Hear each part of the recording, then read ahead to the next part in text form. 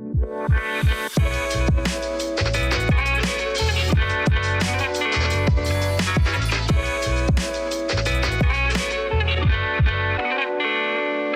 everybody, and welcome back to Made Possible by Pop Culture, the podcast.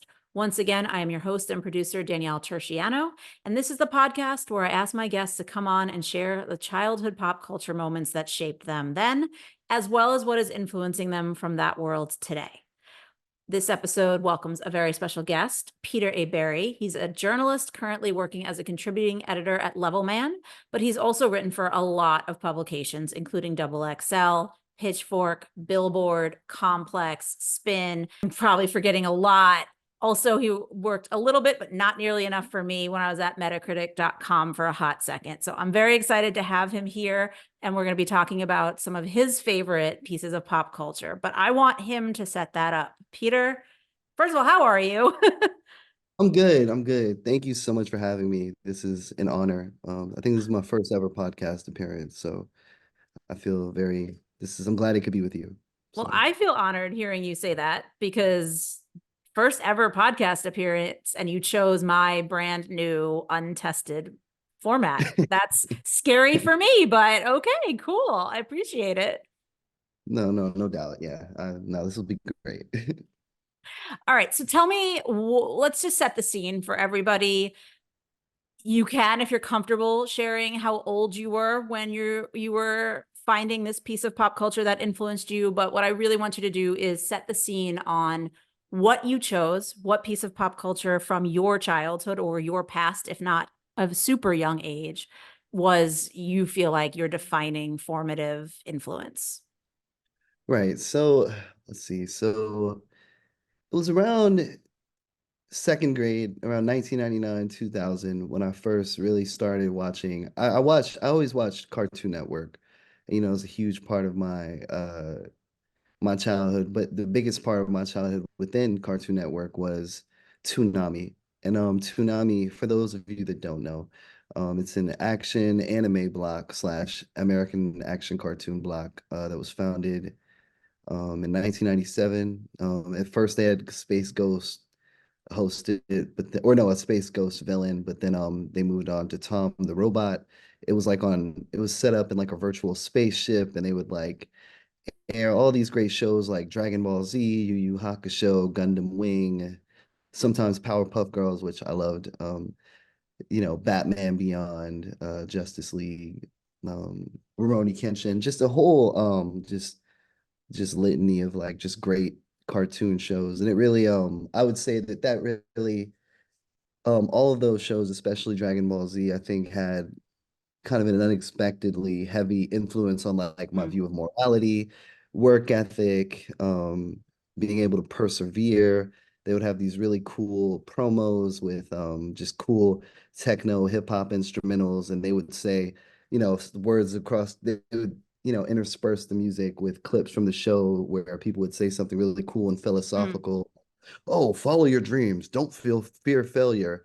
Don't. And it would just, it just was really embedded into my subconscious and sort of, it's to the point where I feel like, it's probably a little bit responsible for my main character syndrome.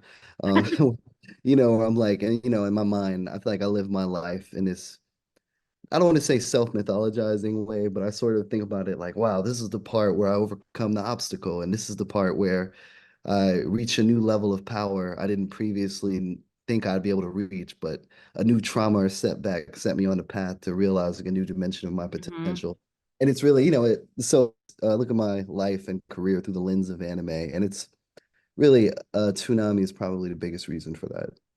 Well, first of all, I love that you just said main character syndrome because I think that's like very key for a lot of journalists. I think a lot of, I don't want to Absolutely. speak for everybody out there, but I think there is a big part of it where, if you want to do this job, you do have to have, to a degree, a little bit of an extrovert, to a little bit of like a look at me, talk to me, listen to me personality because you're doing so many interviews. Now, there's obviously journalism that is not interviews, but most people who have come on this podcast, that's what they're working on. So if they're not doing interviews, it's also editorials and reviews and opinions, which also is very me centric. Like, this is how I feel about something. So I think first of all that I don't know if you kind of said it with like a little laugh, and like I don't know if you meant to say it like, oh, I maybe I shouldn't have said that, but I think that's a good thing to point out. I don't think it's a negative to say that you're the main character. You know what I mean? We should be the main characters in our own lives. But what I find really interesting about this is a lot of people, especially when I was growing up, they would just say cartoon. And I'm using the air quotes because cartoon could encompass so many things. And it was sometimes used in a derogatory way. I don't think a lot of people, if they weren't familiar with these shows, understood the things that you're talking about in terms of the deeper messages, the morality, the just idea of asking questions and taking chances and, becoming who you're meant to be. I want to know if there was a particular episode, character, piece of this where you first realized that, where you first realized like, hey, like this is a way a structure to where I can look to how to live my life. It would really just be Goku from Dragon Ball Z. He, but really even in the beginning with Dragon Ball, the precursor to Dragon Ball Z, the prequel series.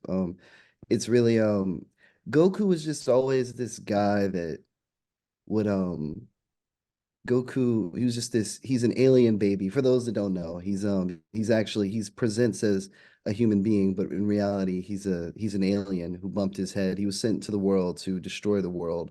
But because he bumped his head and got amnesia, he forgot his orders and became a hero instead.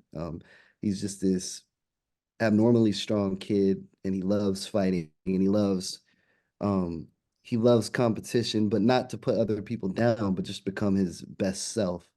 And like he's always and like from Dragon Ball all the way through Dragon Ball Super, Mm, 3 or 4 series later, like, or 2 or 3 series later, his character remains the same. He wants to help. He wants to become his best self, but he wants to help people when he's doing it. And he's always willing to, I guess, sacrifice his well-being and make those hard decisions just for the sake of his friends. He'll do anything for his friends. He'll fight for them. He'll train with them, and he'll take an energy blast through the chest for them to be resurrected by them. It's and that always stood out to me. It was just sort of embedded in my, 7, 8, 9, 10, 11, 12-year-old subconscious. Like you can't, you know, you can't afford to take the easy way out because it's mm, easier. Sometimes, you have to go into a fight not knowing whether you'll be able to win. I remember years later, my friend would just tell me, he was just like one of my good friends, but he just told me like, he told me something his mom said. He said, my mom said to only pick fights that you know you can win. And I was just like, this is like the most, and then my spirit, I was like, wait, parents tell their kids that? Because of my soul, I was like, nah, but Goku wouldn't, you know what I mean? People say like, what would Jesus do? I was always thinking like, mm, what would Goku do? And I don't know if I conceptualized that, I realized the influence Goku had on me until years later, but it was just so big for me. I take on, even in one of those Toonami promos, mm, it just begins. It's a Goku promo, and it has the coolest. It just shows him in action, and they have the cool. I think it's the voice of Optimus Prime that was doing the voiceovers for these Dragon Ball Z Toonami promos. Maybe not, but this really deep cinematic theatrical voiced guy was just like Goku, the world's strongest fighter. When the stakes are down, he'll come through to save his friends. And then like Goku just like flashes across the screen. It's a scene from when he first arrives on mm, a planet to go save his friends. And what he says is the camera zooms in on him and he's just like, uh, I know the odds are against me, but if there's a way to win, I'm gonna find it. And he just powers up. And I'm like, oh yeah, like exactly. Like, and I feel like I always know the odds are against me. I always feel like that's just how I feel. I grew up with all sorts of, I didn't know, I had all sorts of disability. mm, I was always, honestly, I failed a lot. I had a lot of things that were not working out well for me, but I always thought like I can't give up. right. Goku wouldn't, or Peter wouldn't, I didn't even think about it being Goku influenced me, but I was like, no, I have to go and become a Super Saiyan. Oh, it's okay. I got, laid off this time. I got Mm, fired. This ice cream shop, but that's okay. I just have to work harder in school. So, my lack of dexterity with making ice cream won't affect me. I have Right. to, so it's just those things. It really, just the Goku arc, just his impenetrable optimism, in the face of, in the face of like despair and just bad shit, bad things in the world. He that I feel like that sits with me to this day, Yeah. even as depressed as I can get, even as demoralizing as this media hellscape can be. I'm always looking ahead. I'm always thinking about like, all right, no, this is a new challenge. Another Mm. quote.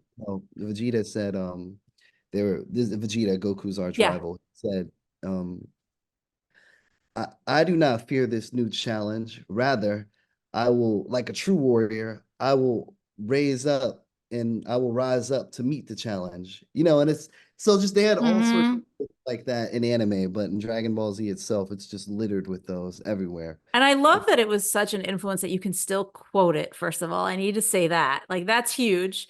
But I think a lot of what you're talking about, like sometimes these things seep in subconsciously, the way that you just talked about getting up and going again, no matter what happens, just being able to take away this message of like perseverance from these shows, these characters, I think that's really important. But I also, one of the things that stood out to me, especially because when you told me you wanted to talk about this, I will be honest and say I didn't know, and not that I didn't know what the show was, I just hadn't really watched it when I was younger. So I love doing this podcast for that reason, because sometimes I'm very familiar with what the guest is going to talk about, and sometimes I get to learn something myself, which is the most fun.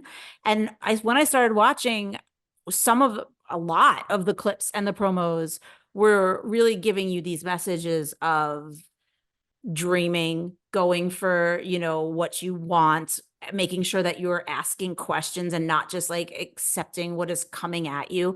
A lot of things that I think are very important messages, whether you're a child watching the show or an adult watching the show, especially today in, our landscape of media and politics and all of the messiness. Um, because you are, in a creative field, you are also in a very complicated field of journalism. Do you feel like hearing those messages of when you were younger of a dream, like it's okay to dream, you should dream, but also specifically asking questions? Do you feel like that coming from this world really influenced you in a way, maybe that you didn't realize at the time, but now looking back on, you can say like, okay, in addition to being able to push through things, it told me it was okay to do these other things. Absolutely. It's very yeah, I think by nature I was always an inquisitive person. And, my mom made me that way, my dad made me that way, but like additionally seeing these characters in these contexts do the same thing and being unafraid to break free of society's psychological shackles that they have us all in some ways.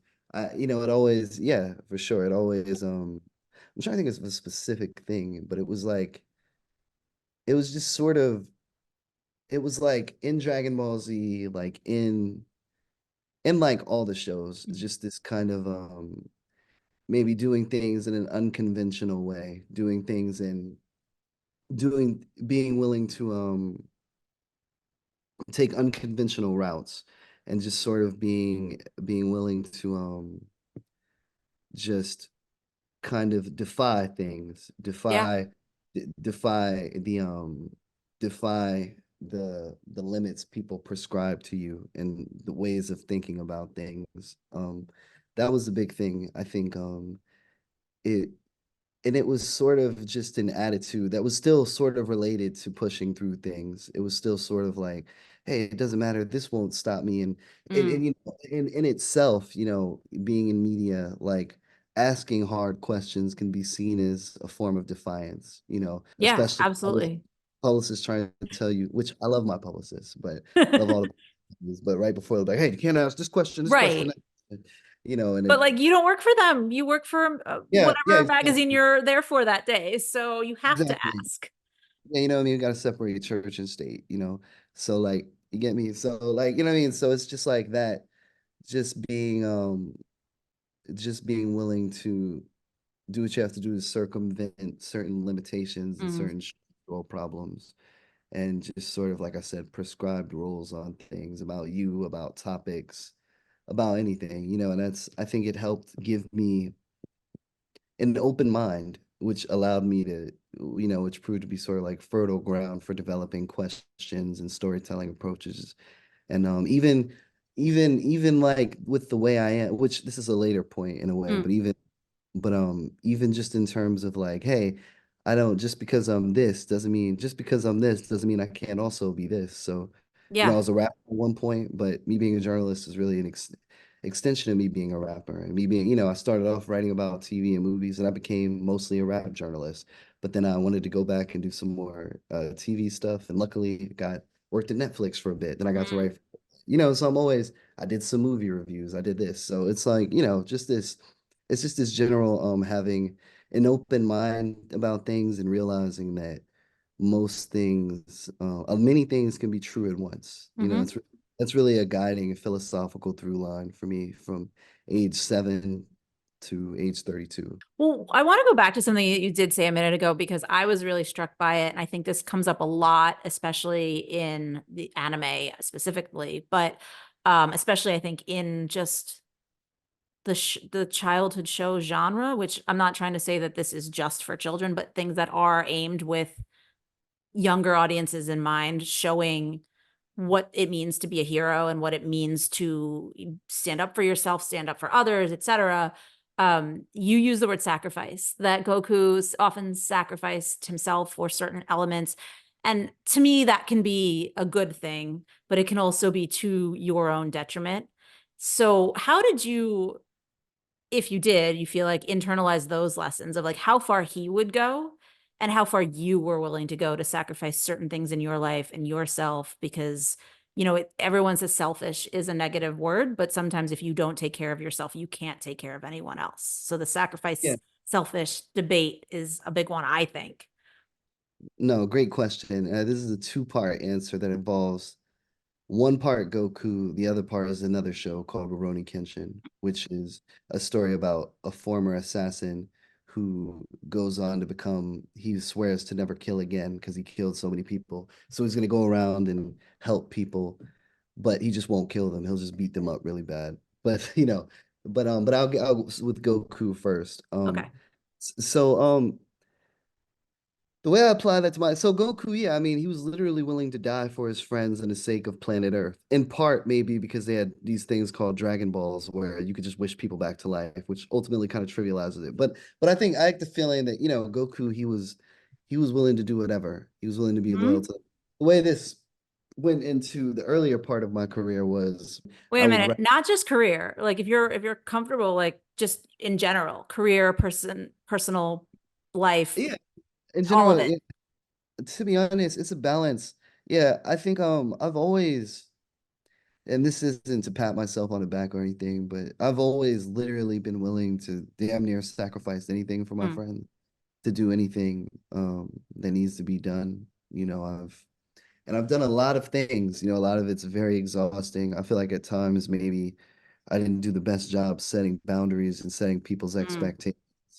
But but in my mind, I felt like I had no choice. I felt like, no, this is what Goku would do, kind of. This is what, like this is what I can't, this is a challenge I have to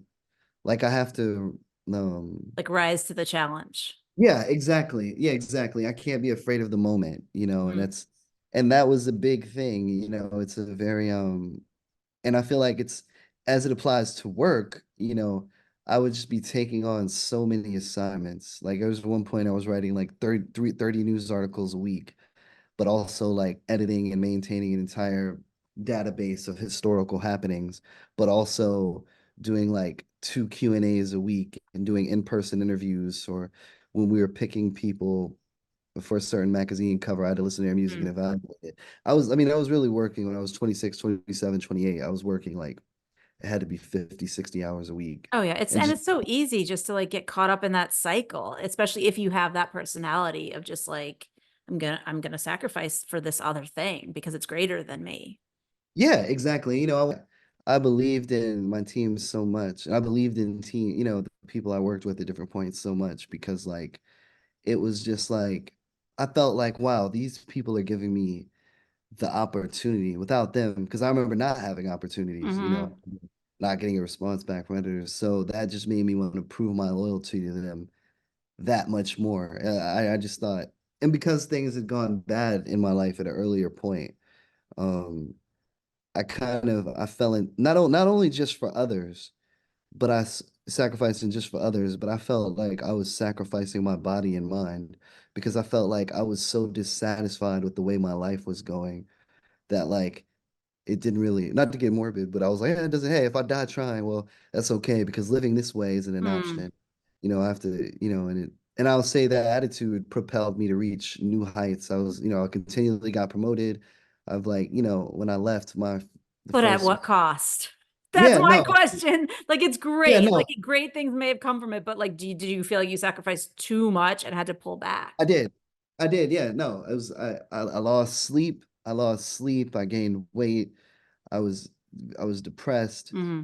I was like, I was out too much partying sometimes to compensate and Right. waking up in the morning, having to finish assignments. Yeah, I was sacrificing myself for the sake of myself and for the sake of others. And it Yeah. was always, and I think, I owe that to, in part to Goku and Dragon Ball Z. So thanks, guys. No, but I do think that's very common in this business, especially with just how high the volume of work is that like you may not even, and I don't mean you, I mean the collective universal you, sometimes you don't even realize how much you're doing and how much you're sacrificing of yourself because there's only so many hours in the day and things need to get done and you're the one that can do it, but also that's one area of your life you can maybe more easily control than other areas. And so it's sometimes easier to like lean in. Exactly. And that's sort of, and that's the part too, kind of, an important lesson I learned later, which I think I maybe intellectually understood, but spiritually, I really can't realize this. In this other Toonami anime called Rurouni Mm. Kenshin, so the main character, Kenshin Himura, he's trying to learn the ultimate technique of his martial arts style from his master years after abandoning his master.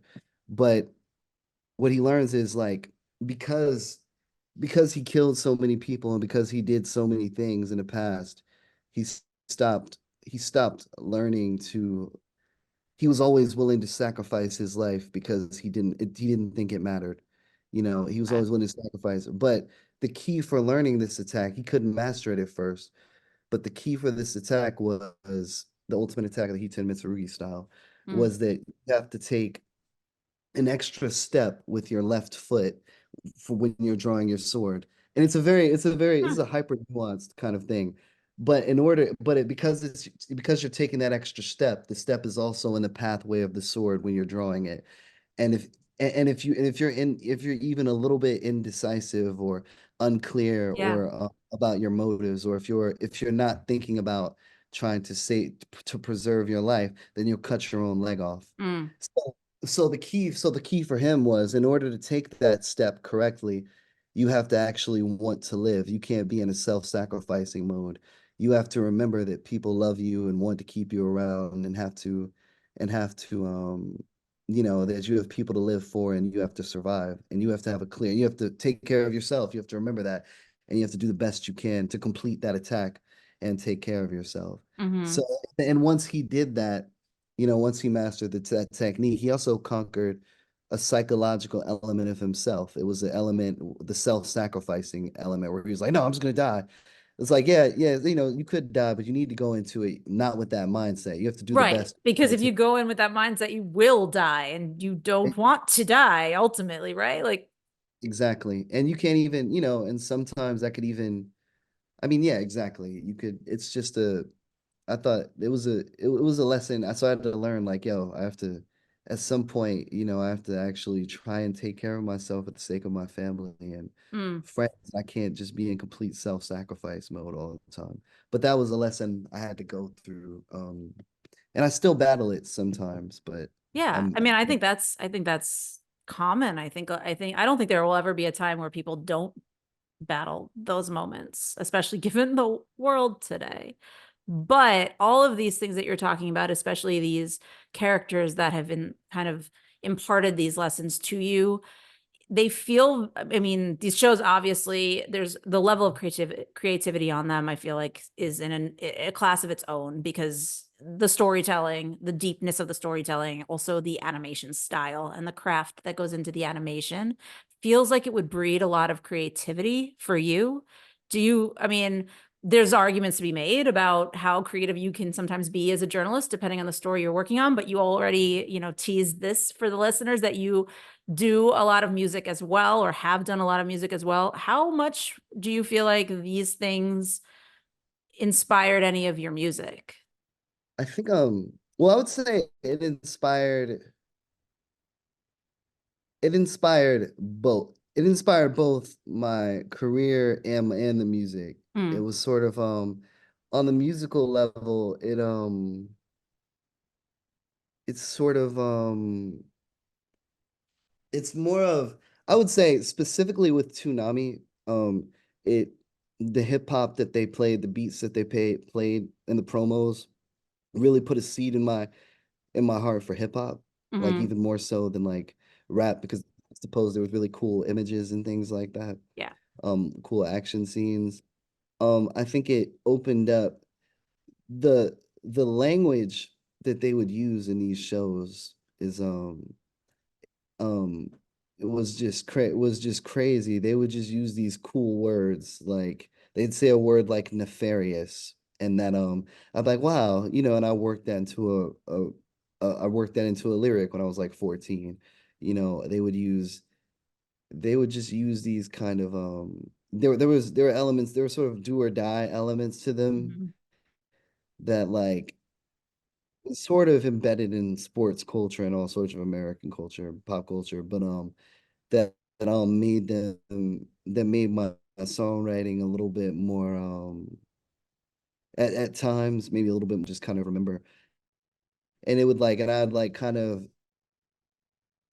something there was something so expressive about the animation and the art that it would make it so I don't know, it was just an undercurrent of like when I was writing and I was putting together rhyme schemes and song ideas, it's just it would have like the intensity of like an Hmm. emotional anime arc, or like emotional character arc, or an action scene. And so I think, and just so with the word choice, the themes, Hmm. learning about the complexity of emotions, it really it really inspired parts of my songwriting early on. It's probably I'd say even towards the end when I was like 19, Hmm. 21, 22, when I kind of stopped rapping. So yeah, I would say it inspired on that level. Um, and then is and then like as far as writing in general and marketing and journalism, it just inspired my word choice, Yeah. my sense of like the theatricality, storyline telling structure, and just like it just opened, you know what I mean? I would just hear things that people would say in anime, and I wouldn't hear it said in any other form of American Hmm. entertainment. And it would just, I think it shaped what I would consider a pretty distinct writing style as well. So Yeah. so it's both. So I'd say it influenced both music and writing, and obviously my whole being as a person. Yeah. Yes, Yeah. yes, which is why we're doing this. So when you're growing up and you have this piece of pop culture that is so influential over you, and then you become an adult and you're working in media, so you're surrounded by all of new pieces of pop culture, both personally but also for work. And you have that hindsight of, I was so shaped by something. I'm wondering if when you are then in the now moments of working, if there's anything new that comes to you that can have such an influence, or are you, so I don't want to use the word jaded, but does it take a different level of art to affect you the same way that something like Dragon Ball Z affected you? That's a great question. I think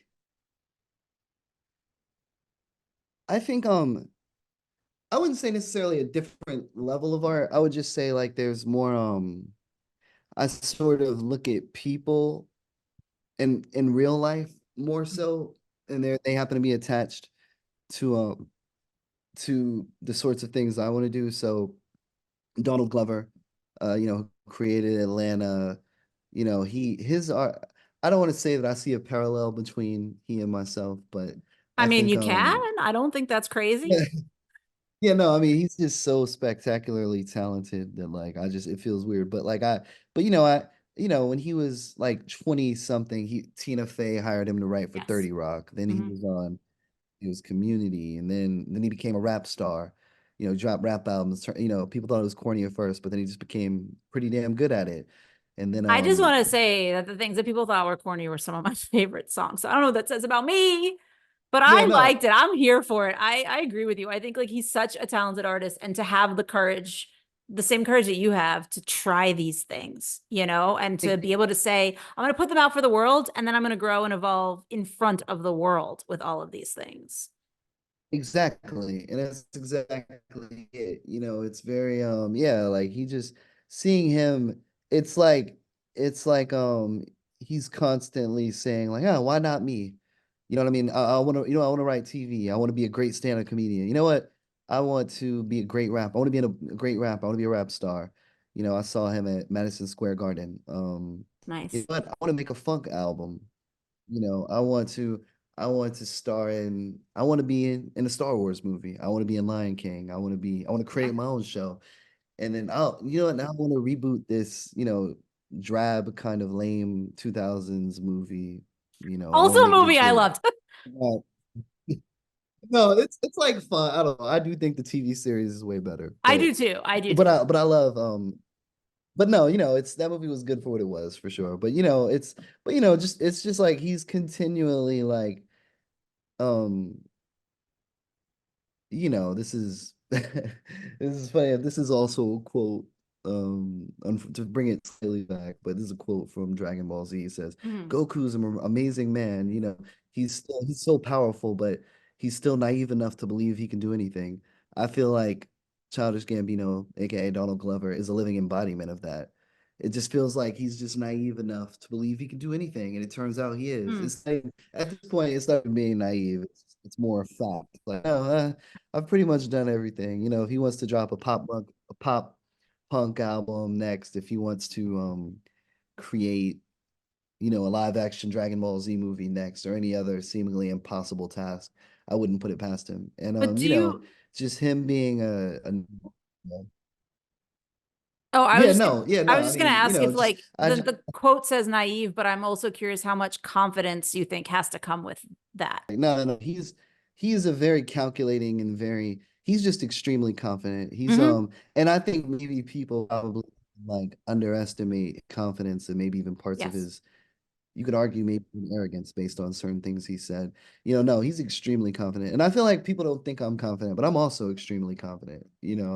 You should be, I've and I think you been have like, to be. and no, like, yeah, no, exactly. You know what I mean? Exactly. I think you have to, you know, you you can't be afraid of the moment. You have to and I think you might as well be as confident as possible because it's and I my confidence comes from certain places. It comes from what I know about myself, but Hmm. also I've just seen so many like arbitrary things that are like really good for some people and happen for them, and certain things like the world doesn't make sense sometimes. Whatever you think you're incapable of, maybe not. Like a lot of people that aren't really that capable, no disrespect to anyone, or that Hmm. you wouldn't think got that thing or they did this and Right. would have thought that. So why not you? And, there's enough there are enough forces of darkness and there's enough cynicism and outright negativity in the world. So you might as well, believe in yourself and promote yourself to the Yeah, I mean, fullest you have to, extent, if which no, is why, you I can't share my expect anyone portfolio. else to do that for you. So I do feel like you have to be your own hype person, especially, if you're starting out as a journalist, as a rapper, as anything creative slash in the arts. I mean, you're your own promotional machine, especially these days. Like you have to be on social media being like, I'm a brand. Here's what I do, and I think that takes a lot of confidence to be able to put yourself out there and to be able to say like, yep, I know the internet is a cesspool and I'm going to get hate, but here I am anyway. Exactly, which that didn't stop me from locking my tweets when I Oh, wrote a not so kind review about Nicki Minaj. Stallion diss song. I knew the Barbs were gonna be looking for me. So, and sure enough, they were. So, but I already, but you know, but You're generally, yeah. prepared. Besides when it comes to the Barbs, I'm fearless. Yeah, That's fair. Yeah, no, that's, for I mean, sure. listen, that's smart. I think that there's a level of confidence, there's a level of naivete maybe sometimes, but like sometimes you got to move past that and you have to just know how to play that game. You know how to, which people you can allow to be haters in your feed and which people you need to make sure you block because it's too much, and not to circle back, but it would take you to those dark places. And it's who, nobody wants that, especially when you're just doing your job. No, super facts. I mean, yeah, to be my own self promo machine, but you know, it's gotten me so much, you know, just honestly, just reaching out to people on LinkedIn, saying I Mm, like their work, and then they go, hey, well, I like your work too, you should write for us. You know, mm. it's share my portfolio, then it edits me up. You know, so even if it's 2 times out of 100, you know, it's generally paid off. And for my own mental well-being, you know, being able to just, you know, you can't doubt yourself 100% of the Hmm. time because, you know, a lot of it's easy to get imposter syndrome, you know, in the media world, you know, constant layoffs. People, you know, you see your peers, you know, quote unquote surpassing you, whatever Yeah. that means anyway. Or going here, going this, you know, it's easy to get swallowed. You know, an editor doesn't respond to your email for 6 months. It's easy to get swallowed by negativity, but I think, you know, just like Goku when he had to face this huge big monster that was going to destroy the universe, he didn't know how he was going to do it, but you know, I know there's a way to win, and I'm going to find it. You know, Well, first of all, I want to so go that's, back. that's, Like, that's how I live my no, life. And nobody should be ignoring your emails for 6 months. Like, this is a whole separate podcast topic, but just like the lack of communication in a field that is effectively a communication field has been my biggest pet peeve for so many years. But I do, you know, when we started talking about Donald, you mentioned a lot of his, you rattled off very quickly a lot of his titles and his jobs and the shows, the music, etc. What it was your entry point? Like, was there a particular moment in his career that you saw and said, "Oh, you know what? I do see our similarities because of this thing," or I am inspired by him because of this specific thing. yeah, it was actually, I think it was like fall 2011. Funny enough, I was just looking for a beat to write to, Hmm. and somebody sent me his I don't know if it was Freaks or Geeks or Campfire or Bonfire or whatever the song was called. Count. And it's like it's a beat that goes like oh, and I was like, oh, okay. And I listened to his rap on it. I was like, yeah, that was okay. And I just kind of moved on. But then in 2013, you know, but you know, that beat was cool. I thought his lyrics were cool, but I thought he sounded corny, sounded Okay. like a frenzied Okay. nerd. But but that was my entry point. But then in like 2013, he just started. I think it was 2013 or 2014. He dropped 3005, and Mm. he dropped that because the internet album. I was like, wow, Hmm. this guy is actually he got a lot better. He's got a lot more dexterity than I thought. And maybe around that same point, I saw him do a cover. This is within 2 or 3 years of that. Okay. I saw him on like a version. I think it's the Australian podcast radio show or whatever. And like he did a cover of Tamia's So Into You. And he was singing it with like kind of this kind of cute little falsetto and Hmm. gentle voice. It was cool. But I love that he didn't say something about it. There's a lyric about where Tamia says, "There's something about you, boy," Mm. or something like that. She says, "Boy," and I like that didn't bother to change the lyric to "girl." Something about you, girl. I like that he wasn't afraid of people being like Mm. homophobic about it. You Right. know what I mean? He was like, "No, the lyric says girl, and I'm a girl." I'm so you know maybe it was just easier to do that way, or maybe, but you know, in a hyper homophobic world that we can be in Yeah. sometimes, you know, I think even moments like show your security and who you are, and you know, just that you just look at people like that and you look at yourself and you're confident in yourself and you're not homophobic, you know, you believe in things. So I thought it was a subtle thing. I was like, oh, that's cool that he didn't bother changing that Hmm. lyric to fit, you know, sexuality. You know, and you know, and just the fact that he would just do, there's a rap version of the Tamiya So Into, obviously, with Fabulous that came out in 2003.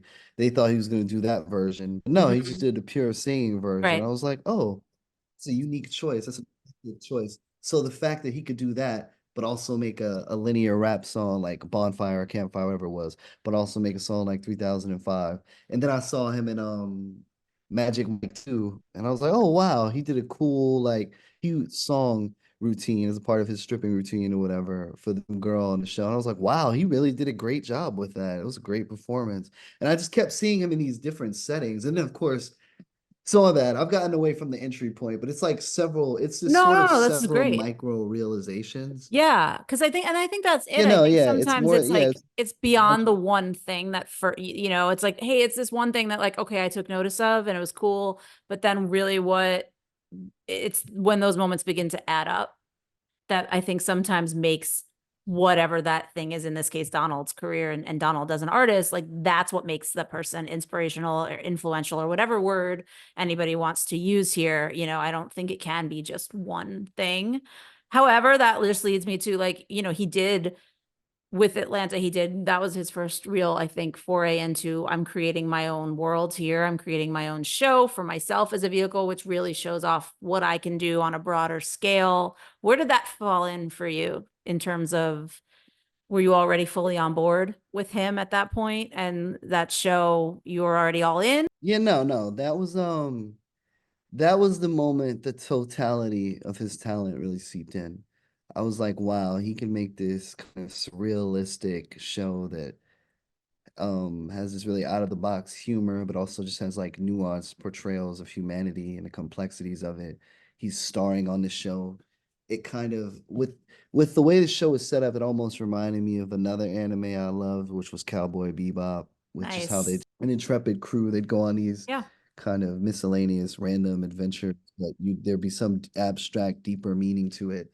But it's not so heavy-handed to the point where they try and explain it to you. I was like, wow, what a layered and nuanced take on this, and it's pretty funny. And he's able to do a good job acting in the role. And I was like, wow, this guy is he's actually just kind of a genius, more so than I thought even. Yeah. And that was the same year he dropped the Funkadelic album and Mm. Awaken My Love, Redbone, all that.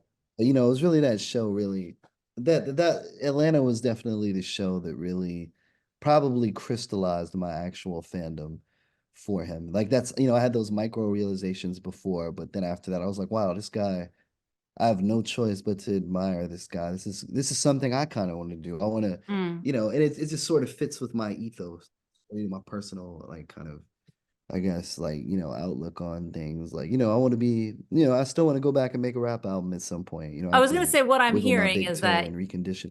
yeah, I was like, what I'm hearing is that you should also just maybe go make your own TV show. Yeah, I hope so. Me and my friend have talked about making it. I've some quirky little experiences having worked at, when I was at Double XL, I Mm. met so many rappers in such a short amount of time. It felt like I met like 7 or 8 rappers a week, and I Hmm. just quirky little industry things. We're thinking of a TV show based on my life, There'd be an episode about like how they're Instagram scammers who make copies of my account. Literally, they're all sorts of Peter A. Barry fake Instagram accounts that have probably made thousands of dollars from my name. Like, hey, I'll give you $50 for Crazy. double XL article, and I have to Instagram barely about this. It's actually like what is it, a cottage business? It's actually just like a small family business, just different people in Hmm. different parts of the country. But an episode about that, going to those fake pages, assuming they Yeah, have more followers than me. It's like there's tons of so, but material. yeah, no, exactly, a bunch. But yeah, it's just a bunch of just a bunch, but just he's just seamlessly going between these different worlds and being himself no matter what, and just being resolutely confident, Yeah, even though I'm not as talented as him, hopefully I can do my own version of it, because I've done TV and movie journalism, I've done rap journalism. Hopefully the next part, all of the Infinity Stones would be movie, music, and sports journalism. nice. I think I'm secretly a masterful NBA writer, but I just need to Nice. create the chance for myself to also do that. And I want to no, thank you. And I want to dive into actual like film criticism, but I have to Hmm. like I guess blog about it more to show those people that I'm able to do it because they can't just trust that my music criticism would translate to I them. So mean, that's on my you say docket. that, but I do feel like a smart editor can trust it because a smart editor knows if you can have an opinion, but also a smart critique. critique based on production value, not just opinion, not just personal taste, that'll translate between mediums. I think, and this is also a diatribe for another podcast, I do think that we are struggling sometimes with our level of editorial staff to be able to know that, to be able to, feel that trust in writers, but that is saying more about them than I think sometimes it says about the writers. So, I'm not gonna put my foot in my mouth on my podcast just yet, but I think you can do it. I think you should do it. This is why, like, first of all, that's why I liked working with you at Metacritic, because I was like, I'm gonna ask you to cover something real weird and random, and I know you can do it because I've read your stuff. Thank you so much. That's Yeah. why. That's why. I like you. Yeah, you're a great editor. Well, Great thank you. instincts. Now that Love you we've so pumped me much. up for no reason. I do want to give a real quick shout out here on Made Possible by Pop Culture for all of these shows that we've been talking about, all these projects that we've been talking about before we forget, before we go, because I will say this up front. I'm not getting any perks or any like sponsorship or kickbacks from these streaming services I'm about to list that are hosting these shows currently, but I do want to tell people where to watch the things that influenced you so much, because I think that they should be seen, and I think they can have a great chance at influencing other people in very similar and important ways. So I also want to put a quick caveat that everything I'm about to say is current as of the taping of this episode, and we do know that streamers remove content and content moves to other services often. So please don't yell at me on social media if by the time you listen to this, it's no longer where I said it was. But as of right now, Dragon Ball Z is streaming on Crunchyroll. Roroni, I'm gonna butcher the name of this. Can you say it one more time? The other anime show that you loved? No worries. Rurouni Kenshin. Thank you. Rurouni Kenshin. Thank you. It's on Hulu. Cowboy Bebop, I believe, is also on Hulu and Crunchyroll. Maybe we'll double check that and post a caveat in the comments. 30 Rock is on Hulu and Peacock. Atlanta is on Hulu. Community is on Netflix and Hulu. Mr. and Mrs. Smith is on Prime Video. And Donald's music as Childish Gambino is on Apple, YouTube, and Spotify. And oh my God, I hope I didn't miss anything. But I might have, because you gave me so much good stuff. And it was such a pleasure to have you on today. So I want to say thank you, Peter, for coming on. And hopefully we will chat again soon. No, thank you so much. This was really great to get to chop it up with you in this way. Great time. Great way to pop my podcast. Oh no. Whatever. Well, I was gonna say, I hope that this Yeah. was not painful, and I hope that the next one you're even more excited for, because now you've done one that hopefully wasn't too painful. We'll see.